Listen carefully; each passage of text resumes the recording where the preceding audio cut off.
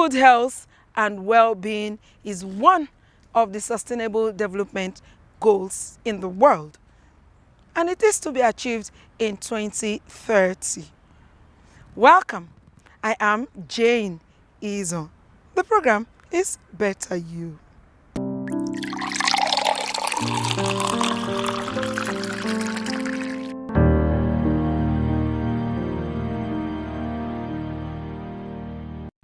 How can we avoid early warning health risk? These and many more you will find in our mini documentary. Stay tuned.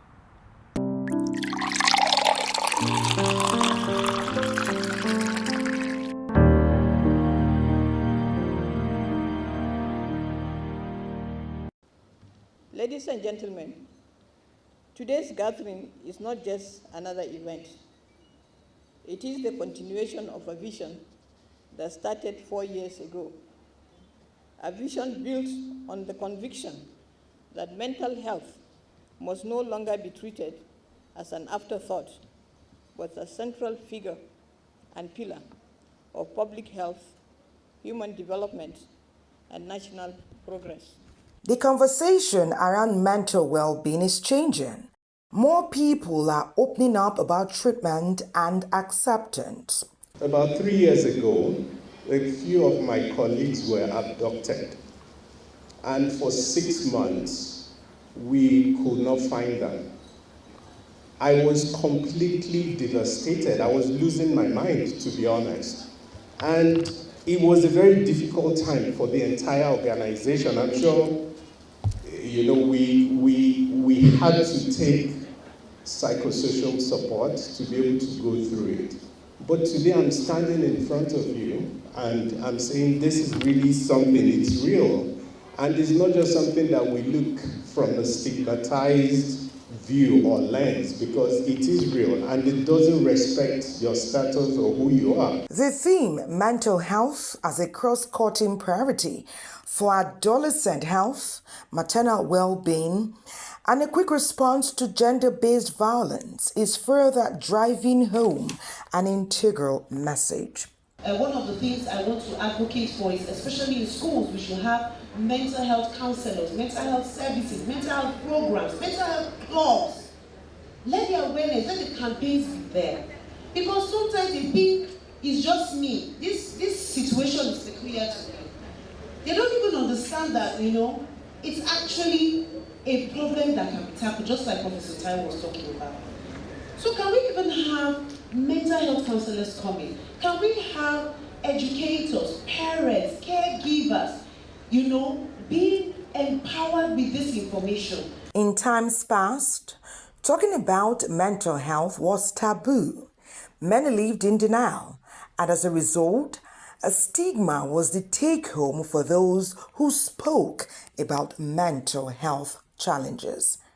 Thankfully, not so these days. In other environments, when you lose family members, you go through psychosocial support. In Nigeria, they say it will heal. They will pray for you and you move on. So a lot of people are wearing a lot of baggage. Speaking about mental health challenges is the first step, and when encouraged, this leads to acceptance and management through adequate treatment. Some 10 years ago, Dana Airline had an air crash, remember? And a lot of people died. Central Bank of Nigeria had about 25 of their staff on that flight. The director of HR asked Central Bank of Nigeria, do we have an employee wellness program? Central Bank did not. The director of HR came from NTA South Africa. She was completely shocked that an organization as big as Central Bank of Nigeria had no program for its staff on mental health. She called me and I attended. My team went in, did the briefing for all the families. So the next question was going to be, Central Bank now should have an employee wellness program. You would think it would be commonsensical, isn't it? No, it wasn't. Because what happened was there was now a fight between HR department and medical department. HR said, wellness is with HR, illness is with medic. Medics say maleness and wellness is with medic. As a result, nothing happened. Both directors put their foot down. It's either I get it or nobody gets it. Now, these are the directors heading an organization with over 5,000 staff. So what am I saying? Even where you can influence, please, let's start this whole conversation. Ask, you supervise ministries, don't you? You supervise MDAs. Ask the chief executive, what is the mental health program you have for your staff? That is the beginning. The avoidance of such a discourse has been costly and has negatively impacted many. This change is welcome and is bringing about transformation that will bring hope for many, succor, and a new lease of life when pursued with zeal, understanding, knowledge, and purpose.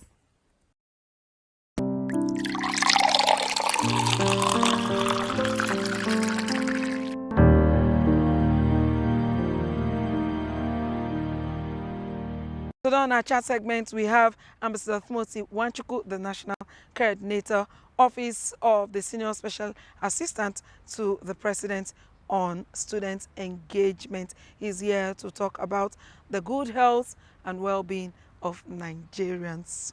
Please join us. All right, Ambassador Wanchukwu, you're welcome to Better You. Thank you very much. This SDG 3 goals, I'd like you to tell us what it's all about. SDG simply means Sustainable Development Goals. There are 17 goals set aside by the United Nations. When we talk about United Nations, we're talking about all the countries. Over 194 countries on the world came together in 2015 to enact the SDG as a precursor to MDG. We remember MDG, Millennium Development Goals. So when MDG ended and then the world discovered that the leaders, global leaders discovered that the goal wasn't met. So they came up with Sustainable Development Goal. And then we have 17 Sustainable Development Goal, and goal 3 is good health and well-being. Now, in other words, every country on earth is driving towards ensuring that their citizens, including Nigeria, that our citizens have access to quality health care. And we'll have it, because when you have a good health, of course, you can talk about you can live long. Yeah. You can even do your work very well. Of course, if you're healthy, you can function better. So basically, the goal is about creating awareness, advocacy, putting measures in place to ensure that Nigerian citizens live a good, have a good health, and then have a good well-being. Yeah. But do you think Nigeria is working towards achieving that goal? Yes. When we talk about Nigeria, we're talking about the federal government of Nigeria is doing its best, but I must let you know that it is not left for the government alone. Let's not just dwell on what is the government doing. Rather, what should I, as a patriotic Nigerian, as a good citizen, what should I be doing to ensure that my own health, that I have a good health, and that of my neighbors? For example, what I eat is important. The water I even drink is important. How do people even contact the area that will get them sick? Is it not when they drink contaminated water? The environment. Do you keep your environment clean, healthy? Do you wait until the government says at the end of every month, last Saturday of the month, that everybody have to close shop, close your house, come out and say, no, you don't have to wait till the end of the month. So it is something that must be achieved by a concerted effort by the government, by the private sector, by the community leaders, by the traditional institutions, by the students. Every Nigerian, everybody is involved. So we all have a role to play. Some people think you need to be very rich before you keep yourself healthy. I'd like you to talk as a father, as a parent. I'd like you to speak to people on what they can do to take care of their children to be healthy. Of course, let them know that you don't need to be wealthy before you eat good food. Okay, now I want to make this very point very clear. You don't need to say you don't have money. Yeah, it's not about money. It's about your mindset. Because sometimes when we talk about living healthy, people think that you need to have all the money. No. Even fruits, orange, pineapple, the little things. You don't need to have all the money. In fact, of course, even the First Lady is encouraging us to have garden in our home.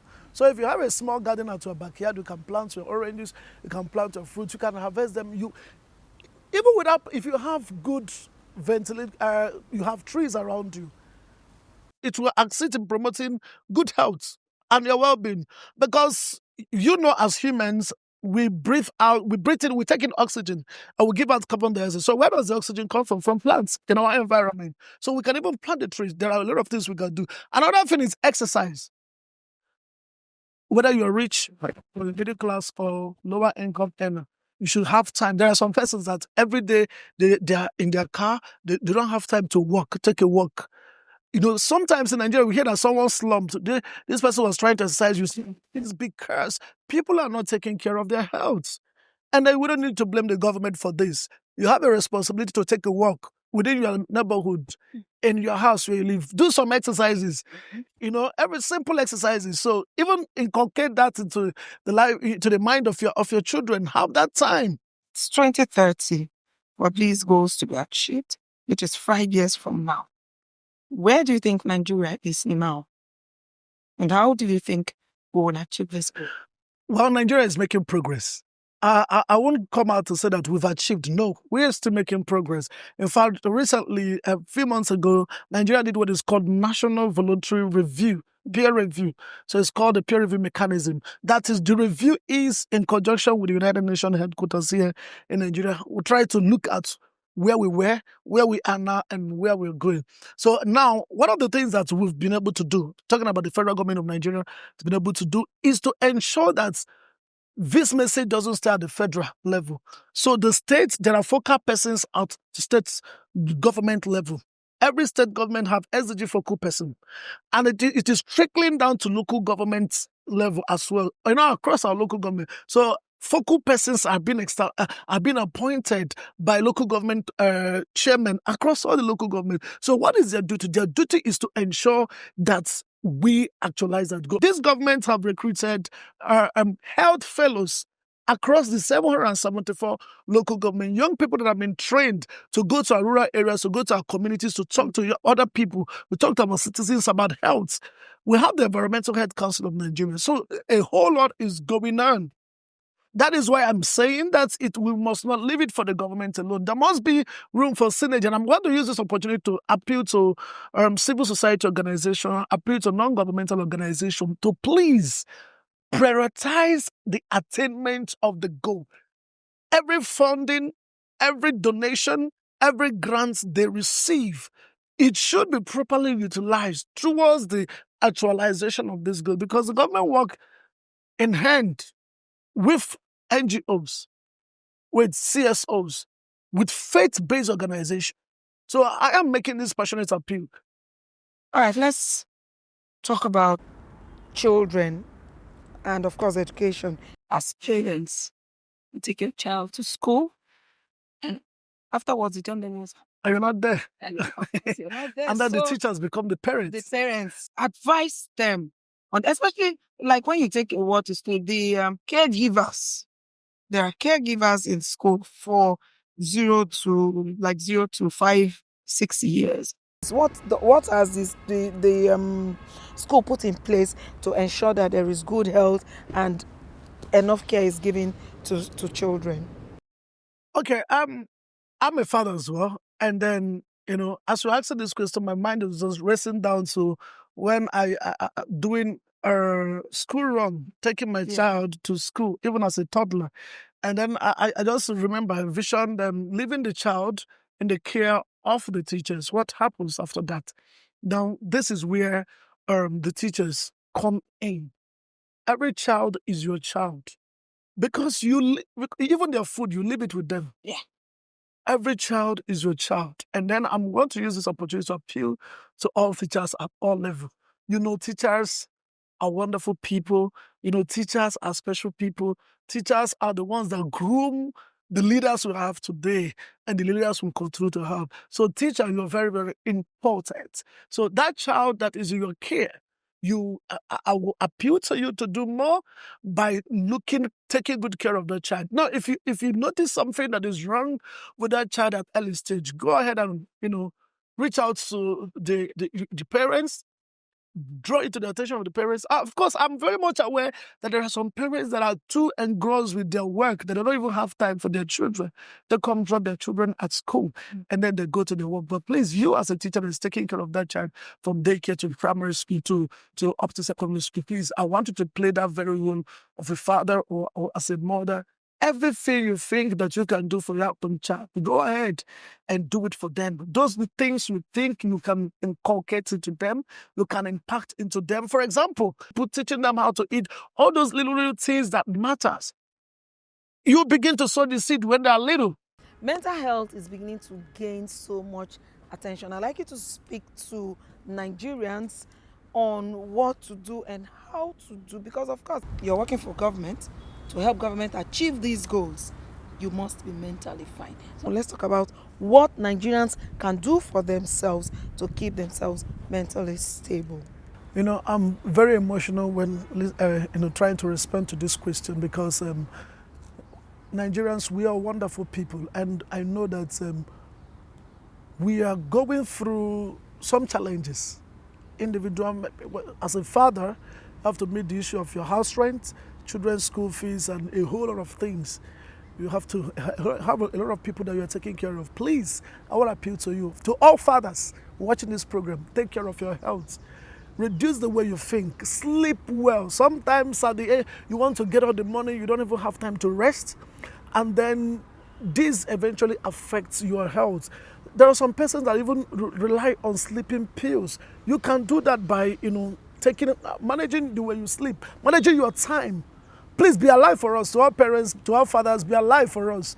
We don't want to be having widows out there. Please be alive for us. Your mental health, my mental health, our mental health is very important. We must give priority to the things we eat, to the things we listen to the things we watch, to how we think, and every other thing that will affect our mental health. We need to stay healthy and to stay alive. Take our time to exercise, to eat well, to drink good water, and then to rest very well. And then to our mothers, I will appeal to our mothers. You are wonderful people, molding the nation. Don't give headache to your husbands. Continue to support them. Continue to make them to always rush back home, to think that I cannot go and stay at the beer parlor or stay late nights out. I have a wonderful family to come back to. Everything that will make your husband, to make your man to come back to the house, try to do that.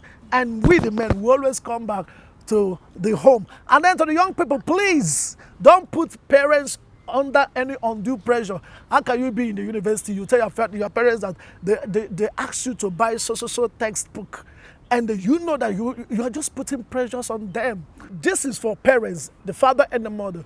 Please, in registering your children, in enrolling your children in schools, do what is within your income.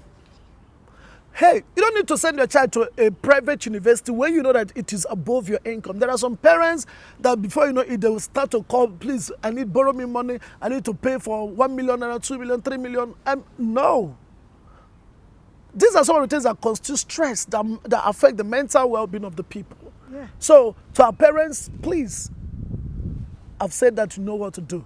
Now, to all young people, eschew bad friends. Stay away from bad friends. The ones that will tell you let's smoke, there is nothing to try. There's nothing to impress anyone about. Smoking, clubbing, drinking, taking shisha, marijuana, whatever you call it, they're all destructive. Sometimes that will destroy your life and destroy your future. And then for those who try to join cultism, no, you must run away from that. So for all Nigerians, we are good people living in a great nation. We must join hands together to build this wonderful nation, Nigeria. You need to stay healthy. You need to stay happy. You need to eat very well. You need to even listen to good music. Dance if you have to dance. Be happy if you have to be happy. It is when that you are alive, you now think about meeting your other needs. And I believe that with this, we've said, Nigerians will have something to think about, take a new step and take a new decision, and I know we'll have a better nation. And at the end of the day, hopefully we'll meet our target by 2030. That's the SDG Goal 30. Thank you. It's been awesome, Ambassador Nwachukwu. Thank you so much.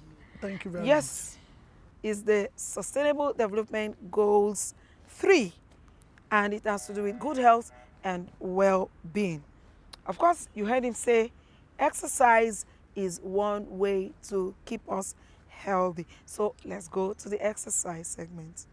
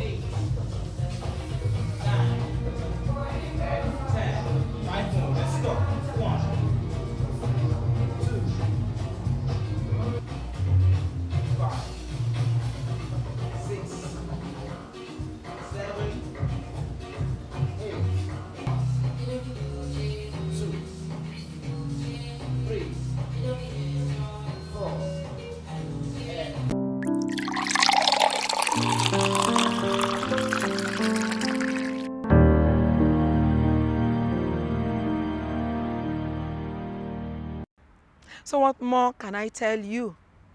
The message is clear.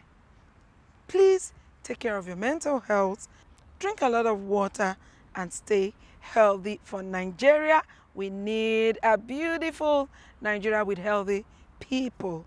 Thank you so much for watching. Don't forget to join us in our next episode. I am Jane Izo. Bye for now.